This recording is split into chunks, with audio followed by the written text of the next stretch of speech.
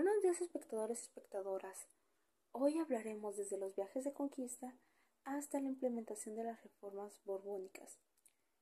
Empezando por los viajes de conquista. El primero fue dirigido por el Francisco Hernán de Córdoba, en el mismo tiempo que con el permiso del gobernador de Cuba de ese tiempo, Diego Velázquez de Cuellar.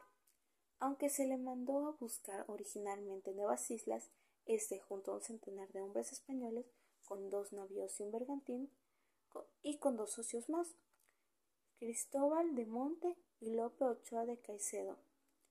Como primera parada fue una isla con abundantes mujeres y un templo con estatuas de este mismo sexo, llamando a este descubrimiento Isla Mujeres. Para su segunda parada llegaron a lo que sería el Cabo de Cachote. Fuentes de primera cuentan que era una civilización más avanzada que habían visto, aunque seguramente eran musulmanes, esto según los españoles, así que lo llamaron el Gran Cairo. El 5 de marzo, un día después de su última parada, ya el 25 de este mismo mes, pararon en lo que sería Campeche. Ahí no pararon mucho tiempo, ya que fueron mal recibidos por los habitantes de la región, unos mayas. El siguiente mes, el 5 para ser exactos, pararon en Champotón, donde se aconteció la mala pelea, tras que los españoles se negaran a irse después de ser recibidos por ellos. Los sacaron a la fuerza con aproximadamente 50 bajas por parte de los españoles. Para esto, ellos ya no tenían agua, así que regresaron de inmediato topándose con la Florida. Recargaron, ya que esta zona ya había sido explorada, y regresaron a Cuba. Ya para el segundo viaje fue dirigido por Juan de Grijalva, con 3 navíos y un bergantín, con 240 hombres.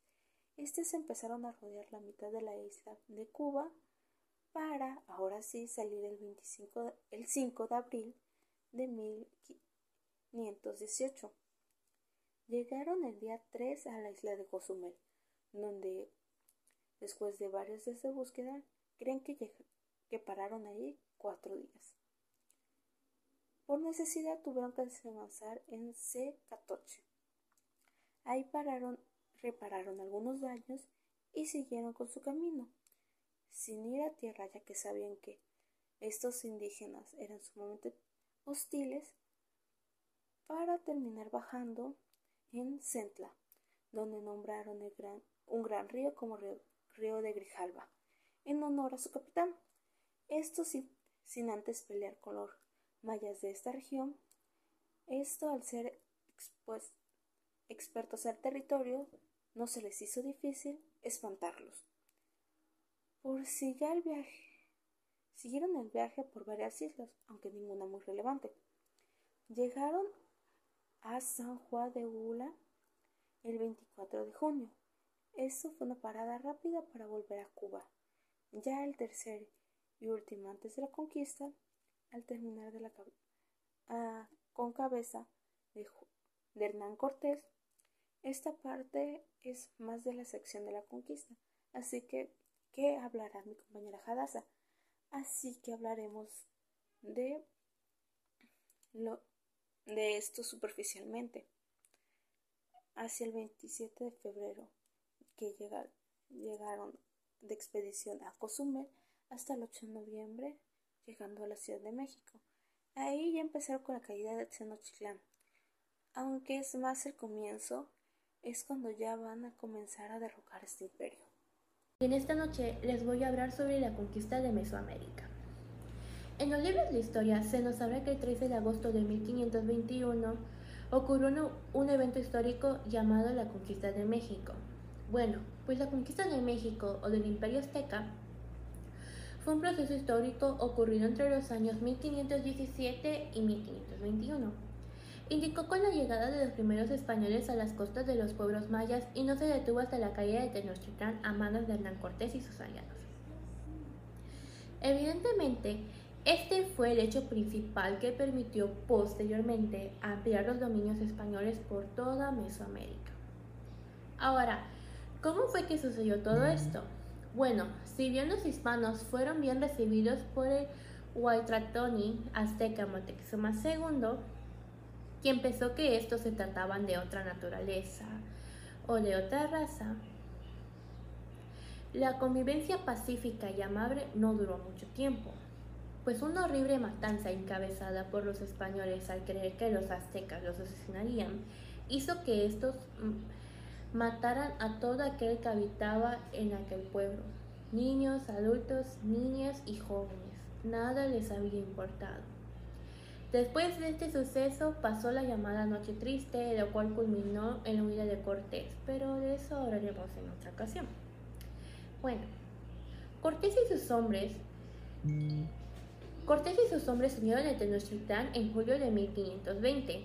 Desde entonces Cortés inició una etapa de preparación militar para conquistar definitivamente la capital azteca, etapa que se extendió por casi un año. Desde el estado amigo de Tlaxcala, los peninsulares prepararon la ofensiva, construyendo 13 bergantines que fueron trasladados por piezas hasta Texcoco, a orillas del lago, donde se les colocó las piezas de artillería. Además se adiestró a guerreros tlaxcaltecas en los métodos de lucha españoles y se reforzó la hueste con contingentes provenientes de Cuba.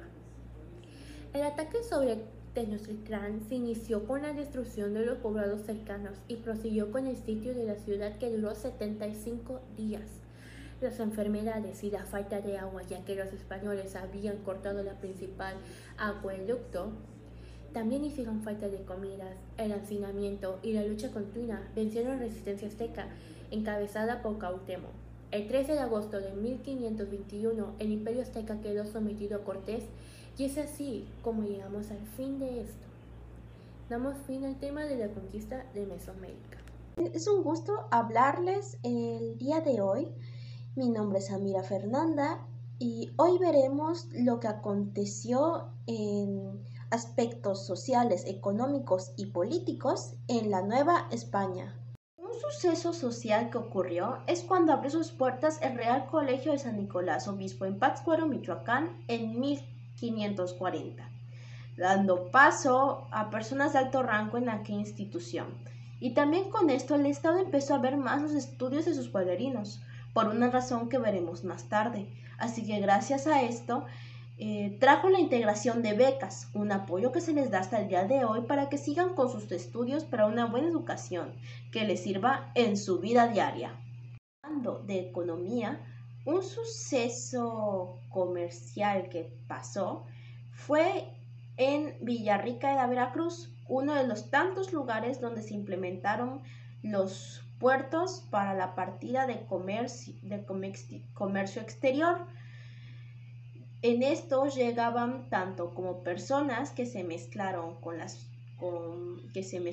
dando así a nuevas razas como los criollos, mestizos, y también trajeron nuevos tipos de alimentos como serían cacao o diferentes carnes.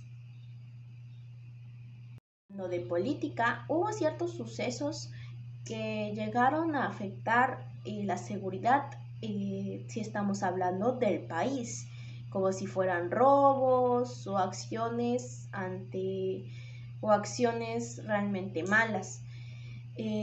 Gracias a esto, la corona empezó a mejorar su seguridad en cada lugar de su imperio. Y no solo fue para las personas de las ciudades y pues su bienestar, sino que también fue para ellos y para su recámara. Estos se estaban deshaciendo de personas que fueron corruptas y estaban organizando toda aquella información y hecho que estaba todo desorganizado. Al igual que se vio una restricción al poder excesivo de la iglesia, y así por eso el hecho de que se haya quitado varios poderes, como es el hecho de el poder donde estaba en las escuelas, los diezmos que se daban, y hubo una revisión de personal, el hecho de el poder donde estaba en las escuelas, los diezmos que se daban y hubo una revisión de personal en cada lugar.